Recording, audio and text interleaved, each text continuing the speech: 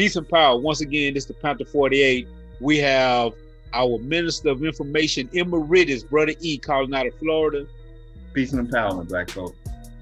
And we have the San Diego Black Panther Party's Chief of Staff, Brother Robert Ward Williams, calling out of California. All power to the people, folks. And you have myself, Brother Sight, calling out of Texas.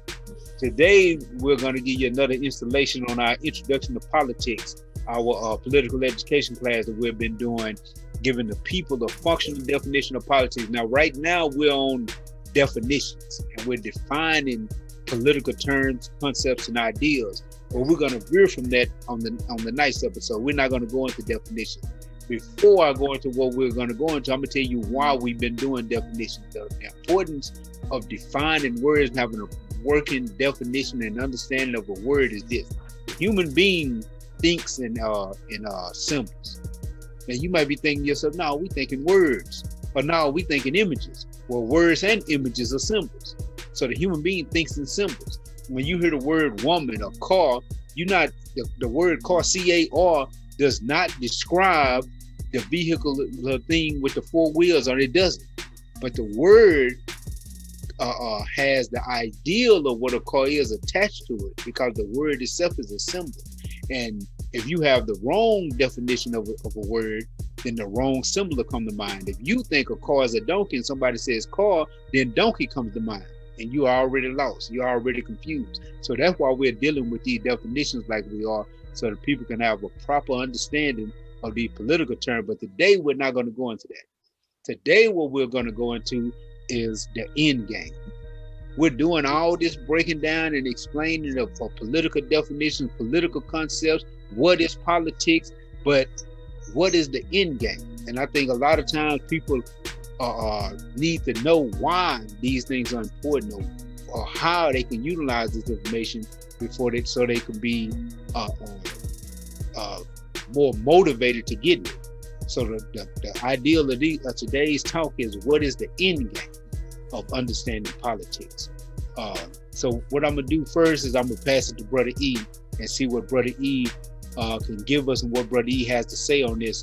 And when I say the end game, Brother E, what I mean is, what is the purpose of this?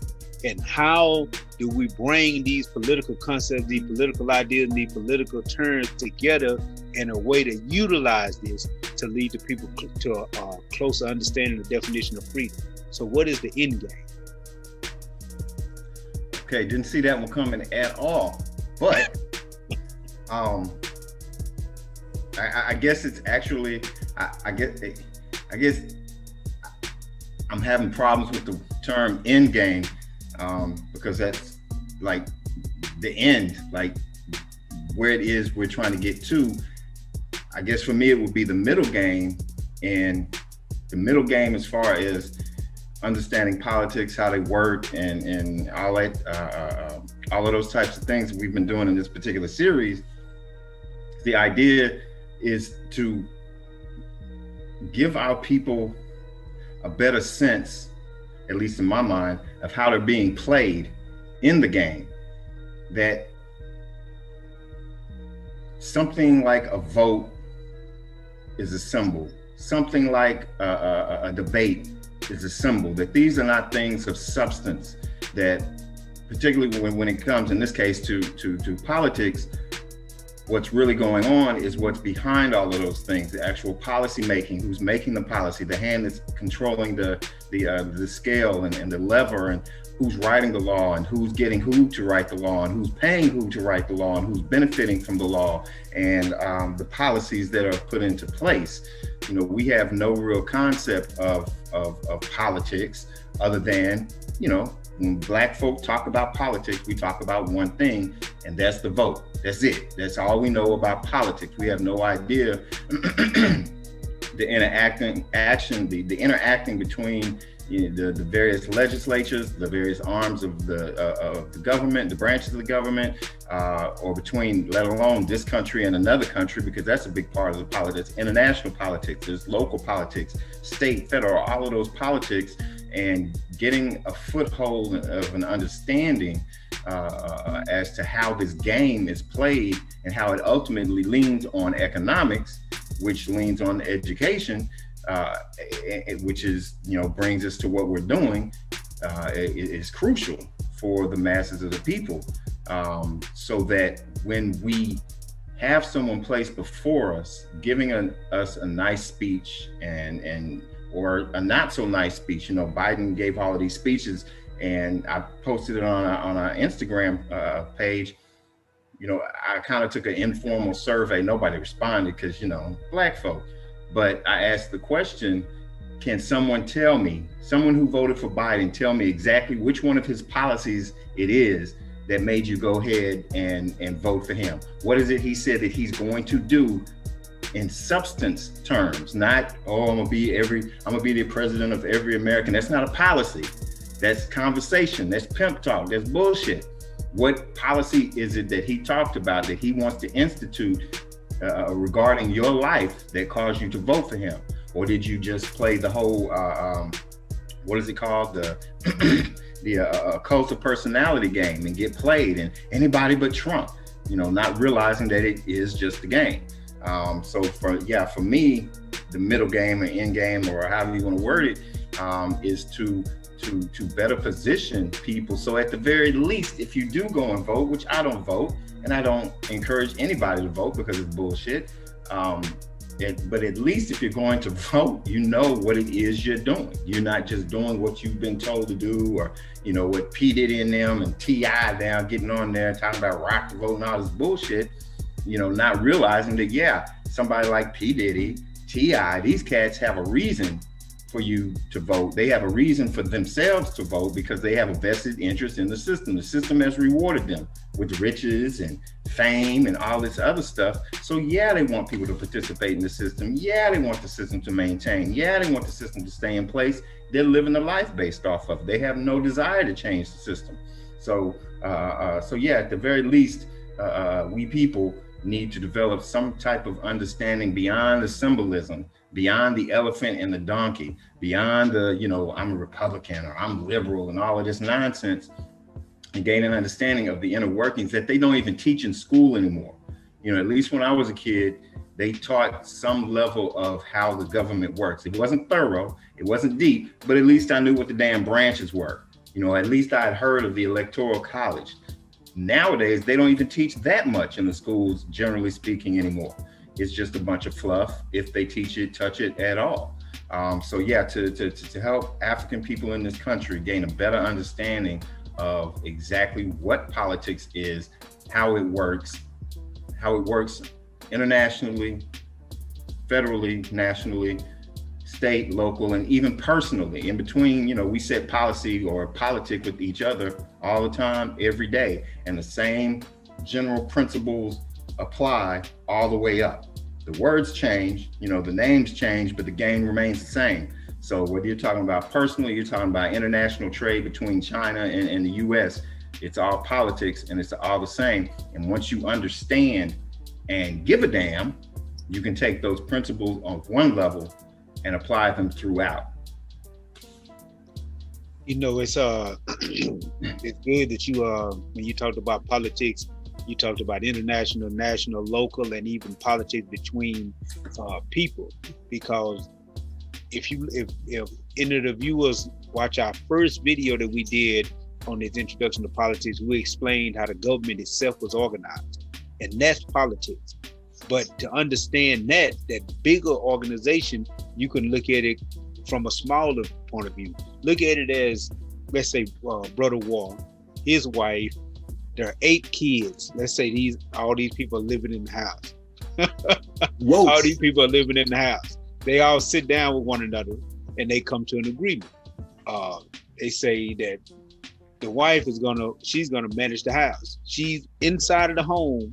She's the supreme manager. Outside of the home, Brother War is the manager. She deals with managing most of the finances. Brother War's job is to cut the yard. The oldest son's job is to take out the trash. The oldest daughter deals with the dishes. The second to the youngest daughter deals with the preparation of meals, except on the weekends, where the second to the oldest son deals with all the meals. They come to this agreement. They establish this as the law in their household. They have just participated in politics, and they have just set policy. because policy is the root of the word politics.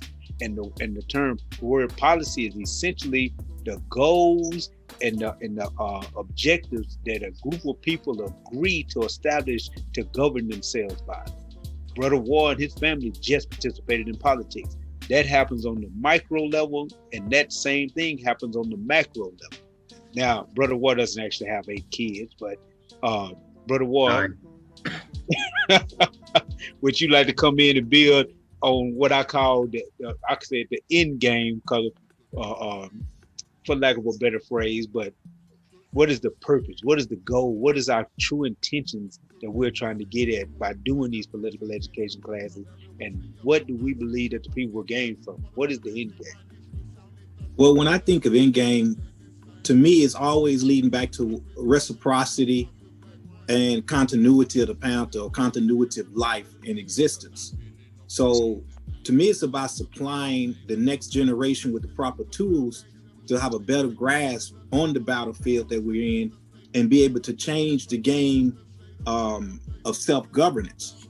So when I think about end game, I think about that in terms of me passing the baton, in terms of my journey, but making sure, like I said, that the next generation does not have to repeat the same walk or the same actual terrain that I did, but are able to grasp and build on top of that.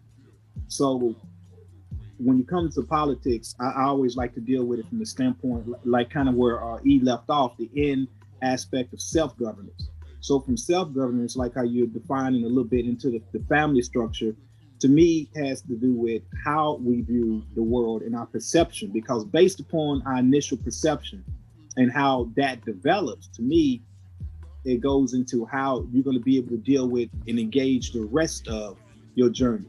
So I feel like if you don't have your head in the right place, if you have a devalued perspective on basic academics, and I always emphasize that because most people that look at basic academics only apply that to a basic job or a mundane career path. And from that standpoint, then to them, when it comes to learning or applying anything that they may have acquired as far as communication skills, typically has to do with making money. And from that standpoint, if it's not making them money, then it ain't making them sense.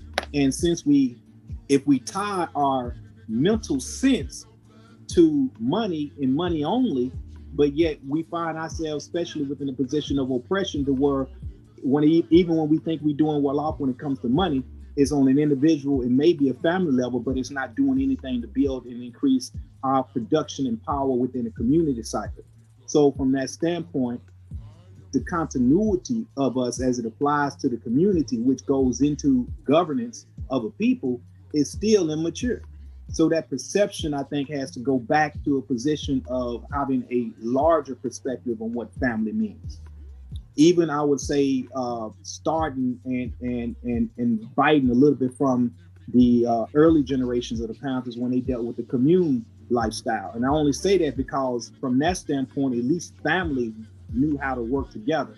At least when we dealt with segregated communities, everybody knew each other on the street. And when as you walking home, you know, your neighbors knew what was going on with you and what you was in trouble about, and paid attention to you to the point to where you was not only held accountable about what goes on in that house once you get behind that door, but everything that you did in the community.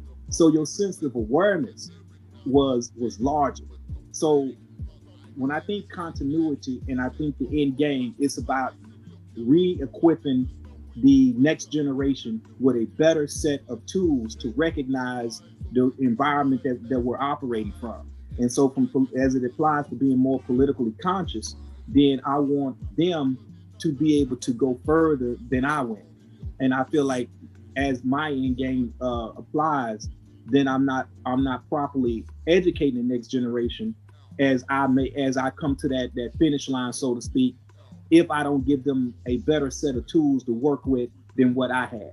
So I think our whole position is to constantly elevate in terms of the ability to pass on to the next generation. And I always refer to that as generational advancement. So to me, it's all about that. And eventually, once we work our way through definitions and that sort of thing, and start actually exploring how politics exists everywhere, the conversation is naturally going to grow to, or filter down to, interpersonal relationships, male-female relationships. And I know, Psych, that's going to be your big thing, but and once it hits that sort of, not meaning it necessarily this way, but once it hits that bottom, it's going to bounce back up, because that's going to be the birthplace of culture. You know, the male-female relationship is what culture grows out of, because that's what the family grows out of, and the family sets its policy, creates the culture within its household, and that works its way in terms of how it interacts with other families and eventually a village and on up the scale. So yeah, I mean, politics is something that if we approach it properly, if we approach it thoroughly, is going to reach all the way down to even politics, like you said, self-governance, politics of self, the culture of self. You know, all of that is something that can be explored even from the vantage point of politics, or the entryway, using politics as an entryway, digging down into the most rudimentary, the most basic, the most fundamental aspects of an individual, and bouncing our way back up to whatever. It's ironic that you said that and mentioned that, because that was the question I was just about to ask. What, if anything, does culture have to do with politics? That was definitely the question that I was ask, because I think it needs to be visited. I think that question needs to be visited and touched on a little bit. So that if any one of you brothers want to build on that, what, if anything, does culture have to do with politics? I mean, they're definitely intimately related. One builds off of the other. It's cyclical. You know, your policy that you set with yourself is the culture that you have of yourself. Your discipline that you exercise is your culture that will work its way into whatever relationship you have with us, or with your woman or your children or whoever.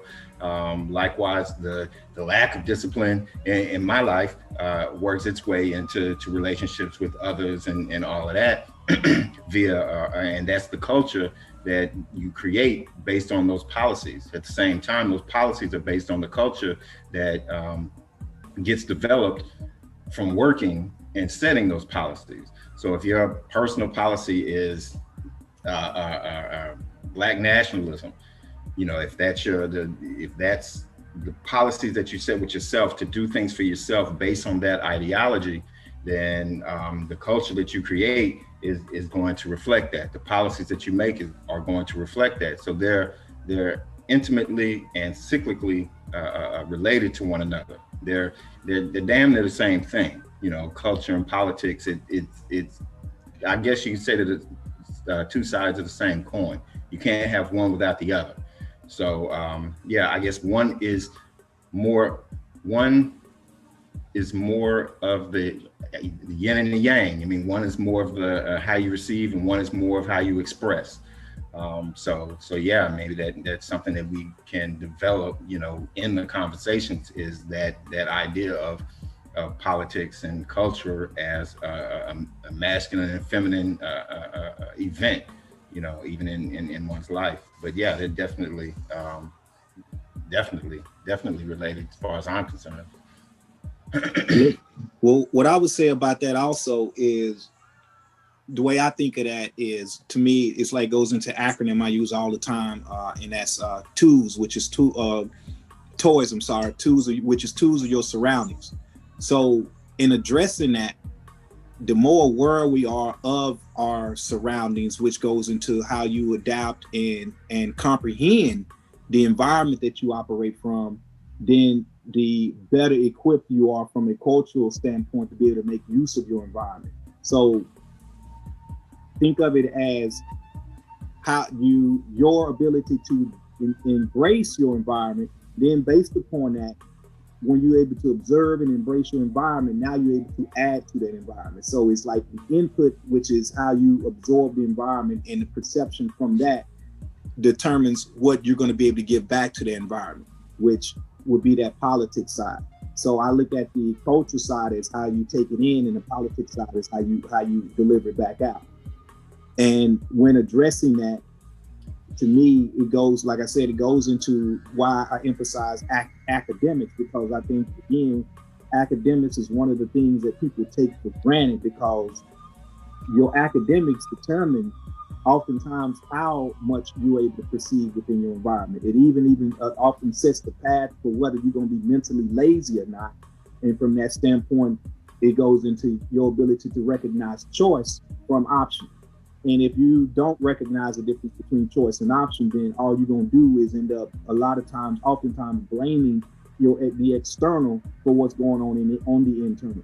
And then that lack of recognition will cause you to, again, misuse or devalue your basic ability to embrace your environment. And if you devalue that as you grow physically, then mentally you may become emotionally or psychologically immature to be able to navigate that environment. And by being inequipped to navigate that environment, then you find yourself ending up being a pawn to most situations, which goes into why a person would simply view politics as voting. So from that standpoint, politics means to them to pick an option. And picking an option means that you was thrown out on a game board. And more than likely, you was thrown out on the checkers game board, at the last result. And all you know how to do is at the most jump one. And you feel like you done something, because you don't know how to comprehend your environment. And since you don't know how to comprehend your environment, the battlefield of life will always find you, taking a hit and taking one for the team, so to speak. And you always end up being a casualty of life and everything that you involve yourself in. And from that standpoint, dive into the victimization mentality, and that culture that you supply now at this point is that of consumption. And operating from the culture of consumption, what are you actually doing to empower yourself or the people or your family, whether it be you as an individual, again, the blood family that you operate from, and the community that you're supposed to build and make rich, so that you can have that continuity and be able to pass on to the next generation.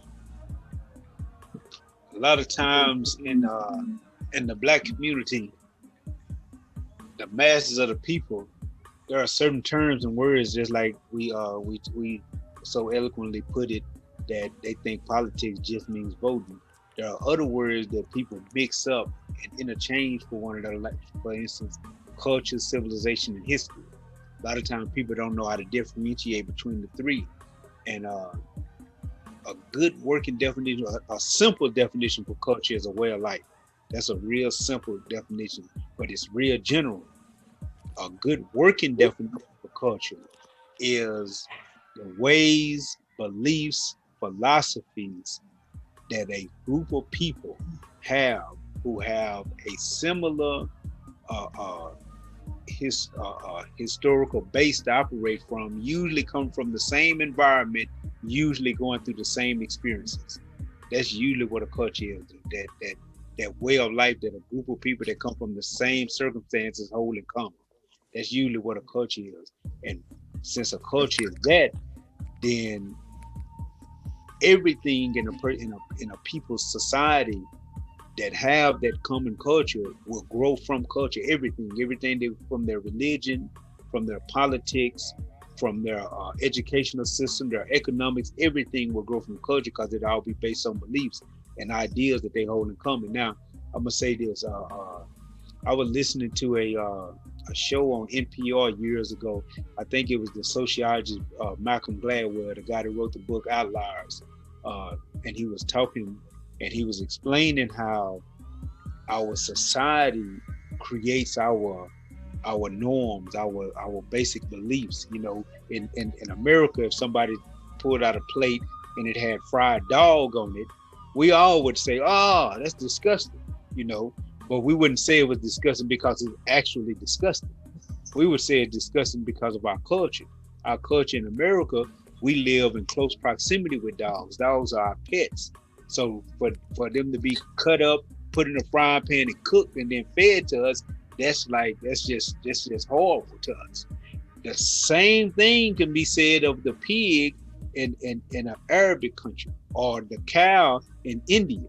Because of the culture of these different lands, the cow itself is seen as sacred in India. So for you to cut up and fry up a hamburger, that's terrible. And on the opposite of that spectrum, in an Arab country, in an Islamic country, because pork is so forbidden, for you to fry up a piece of a hog's anus and throw it up on a plate, that's a terrible thing. But in China or different parts of Asia, frying up a dog is no big deal. It's just like you frying up a piece of cow here.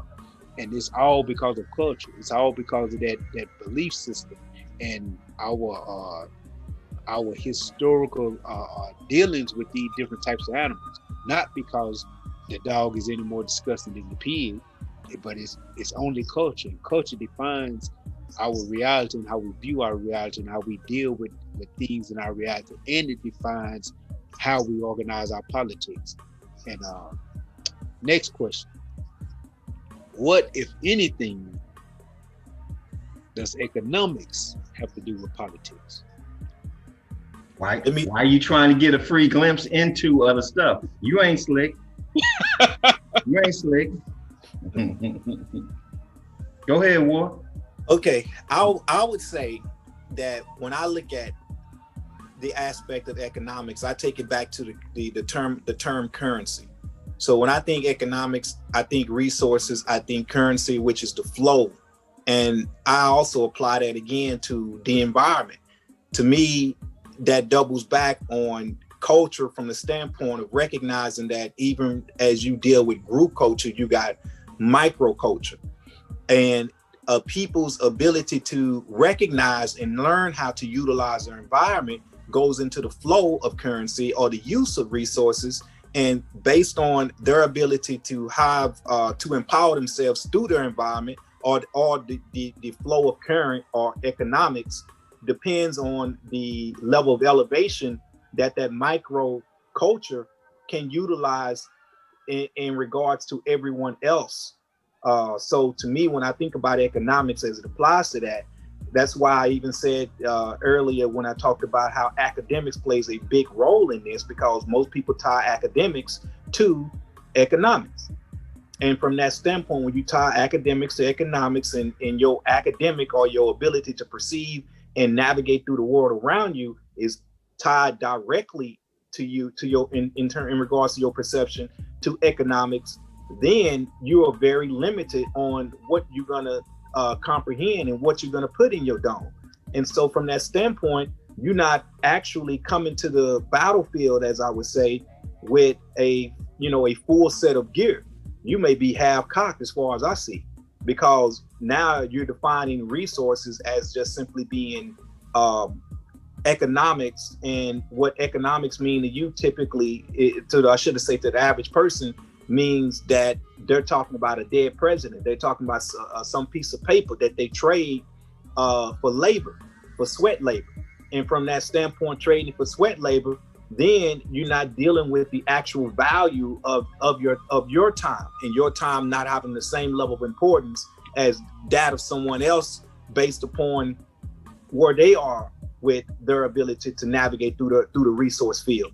So when you look at the resource field, it's the difference between somebody that I would say is a surface dweller, which would be somebody that only knows how to deal with the topsoil of the environment, to somebody that recognizes that I can go, feet and miles or yards below and hit certain types of resources, as well as look up and be able to see that there's resources above you. And when surface dwellers are not able to widen their horizon, typically it ties right back down to how they view the world and the perception that they grew up with and what economics means to them. So their household was probably based upon looking at economics, again, directly tied to going to college, getting a good job, and from that standpoint, what you can acquire or buy, which is about consumption.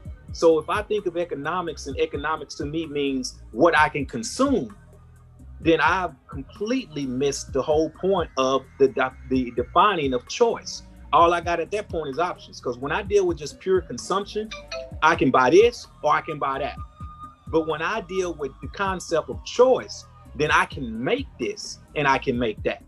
And by having the ability to make versus simply the ability to buy or consume is going to make all the difference in the world as it goes to the culture and the microculture of your people and their ability to empower themselves. And that's all I got to say on that. Brother E? Well, ultimately for me, or basically for me, economics has been for a long time, boils down to how you take what you have and make it address what you need in the most basic terms. You know, you need food. What do you have that you can address that need? Those are your economics, and how your economics is an expression of your politics. And I'm gonna leave you there, bro.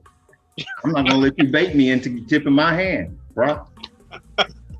Well, I agree with what War had put out. I like what he said. Yeah. You know, since the beginning of the human sojourn on this planet, we've always been faced with the question of how to get the resources we need to stay alive, how to utilize those resources, and how to make sure we have enough resources for our future. That's as Brother E has just so eloquently put it. How to get what you need and how to get the resources you require to make it fit what you need, since he don't want to tell me anything else. But and that's what we have been dealing with since we've been on the planet. And in a nutshell, that's economics. And a lot of time, that in itself, even the disagreement in how to utilize those resources, what you produce the various political parties in a political system, such as in America is the Republican and our Democratic Party, who have different economic policies, different beliefs and ideals on how economics should be utilized in this society. One of the most basic, and I'm not going to get into large details of the differences in between those two parties, but one most simple one, and the one that got them to get the generalizations that they have, that you ask the average person what's the difference between the Democratic and Republican Party, they're going to say the Republican Party for the rich, the Democratic Party is for the poor. That's what they're going to say. The Republican Party is conservative, the Democratic Party is liberal. These are the general terms that people utilize when they talk about these two parties. And it's because of the way that they usually vote in economic policy. The Republican Party usually gives bigger tax breaks and incentives to businesses, to major businesses. And the Democratic Party will usually levy those tax breaks toward the average citizen. In reality, when you truly understand economics, any tax break, any heavier taxes, all the taxes are always going back to the average citizen. If you tax a company, if you put heavier taxes on the company, a company is going to raise the prices of its product, which means that they're passing the tax on to the citizen. Or if you just tax the citizen, you're passing the tax to the citizen. It always goes to the citizen. But these are the general differences in these two parties. Originally, I'm not going to try to go into a large history of this because I don't want to bore the listening audience to death. But one of the oldest political parties in this country was called the Federalist Party. And this party believed in a central government and federal power all across the different states.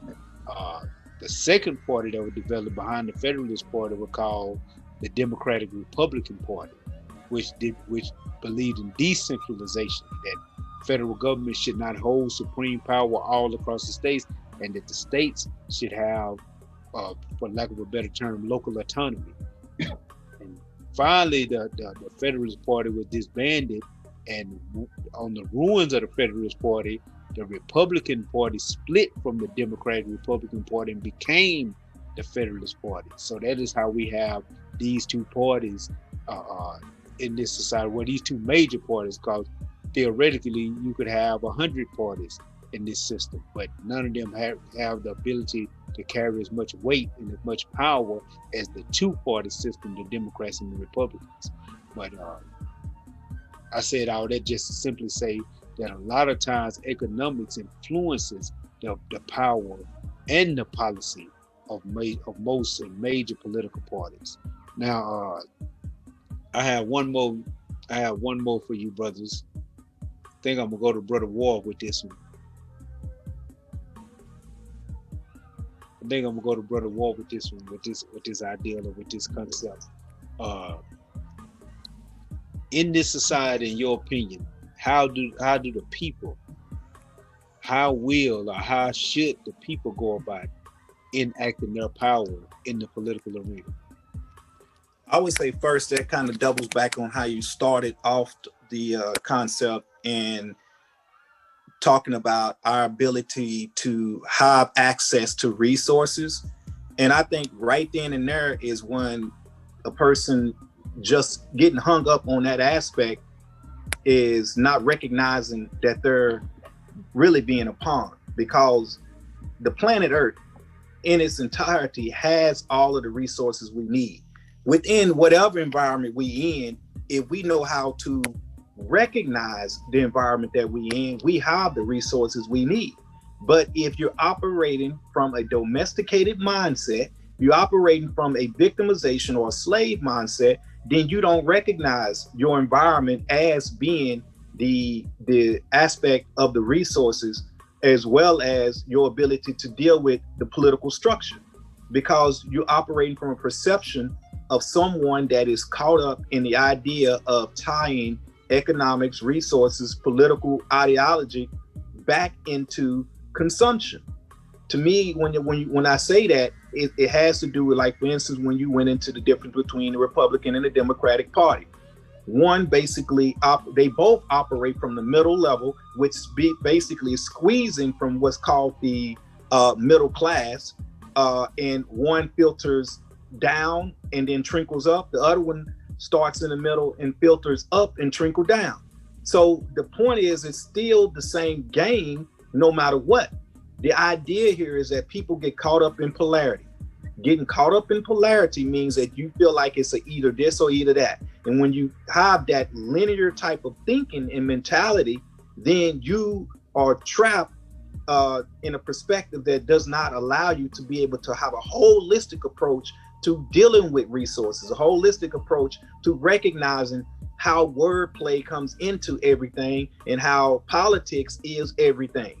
And so if you don't recognize that, then you're going to draw a separation between politics and culture, like what we talked about when we addressed that. Whereas, one could be the input and output, the other one could be the output and input, but the point is they flow through each other. Having a holistic approach to life means that we recognize everything must flow together. If you don't see life that way, that means you're trapped in a polarization, and being trapped in a polarization, now you crystallize. And so you feel like either you're going to be involved in religion or politics, going back to that concept and that mess that people fall for, believing that there's a separation between church and state. So from that standpoint, I'm going to think this or that. I'm going to think Republican or Democrat. And then I'm going to operate, again, from the standpoint of being polarized and operating in a polarity. I'm gonna be limited to my options. I'm not gonna have a choice. I'm only gonna know options. And so I'm gonna always be cast out on a game board, played in a fashion to where I have no control or architecture over my own design. So to me, the answer is our ability, again, to recognize that we must be one with our environment, but we can't do that unless we can identify what self is, so you can know the difference between seeing your reflection and that of an external. If you don't know this, if you don't know thyself, then you can't know the enemy. And if you can't know the enemy, you can't fight an enemy that you don't know, because it's invisible. So therefore, you're getting slapped all across your head. You're getting slapped all across your mental, your physical, and your spiritual. And all you can do is get mad and angry and take it out on the closest thing to you. And the closest thing to you is going to be your family or yourself. And so therefore you become a reactionary, suicidal person versus being a revolutionary operating person. And so I think from that standpoint, when we pass the baton and we talk about our end game, It has to be making sure we equip the people with the proper perception. So the idea of us going to a political 101 is so the people have a better take on how broad the concept of politics is, in that it refers back to everything within your knowledge base. And so to address that, recognize environment. Recognize that environment don't just simply mean trees. Environment is basically what you identify with within your sensory inputs, and how you take everything in and be able to manipulate, use it, and guide you to be able to have an output, so that you're not caught up in being just a consumer of life. A consumer, all you're doing at that point is sucking up air, taking up room until you die.